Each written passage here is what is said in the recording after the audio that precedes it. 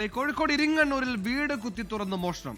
സ്വർണ്ണാഭരണവും പണവും കവർന്നായ പരാതി. കുഴങ്ങാലിൽ കുഞ്ഞിരാമന്റെ വീട്ടിലാണ് മോഷണം നടന്നത്.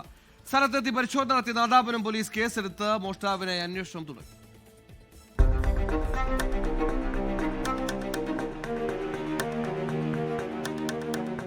ശനിയാഴ്ച രാത്രിയോടെയാണ് സംഭവം. കോഴിക്കോട് ഇരിങ്ങണ്ണൂർ പ്രാഥമികാരോഗ്യ കേന്ദ്രത്തിന് സമീപം താമസിക്കുന്ന കുഴങ്ങാലിൽ കുഞ്ഞിരാമന്റെ വീട്ടിലാണ് മോഷണം നടന്നത്. വൈകിട്ട് 6:30യോടെ സമീപത്തെ ക്ഷേത്രത്തിലെ ഉത്സവത്തിന് പോയ വീട്ടുകാർ രാത്രിയിൽ തിരിച്ചെത്തിയപ്പോഴാണ് മോഷണ വിവരം അറിയുന്നത്. വീടിന്റെ മുകൾ ഭാഗത്തെ വാതിൽ തുറന്നിട്ട നിലയിലായിരുന്നു. തുടർന്ന് നടത്തിയ പരിശോധനയിലാണ് കിടപ്പുമുറിയിലെ അലമാരകൾ തുറന്നിട്ട് വാരി വലിച്ചിട്ട നിലയിൽ കണ്ടത്. ആഭരണങ്ങൾ സൂക്ഷിച്ച പെട്ടിയിൽ നിന്ന് 12 പവൻ സ്വർണ്ണാഭരണവും മറ്റൊരു അലമാരയിൽ സൂക്ഷിച്ച 30,000 രൂപയിൽ നിന്നും 7,000 രൂപയും നഷ്ടപ്പെട്ടതായി വീട്ടുകാർ അറിയിച്ചു.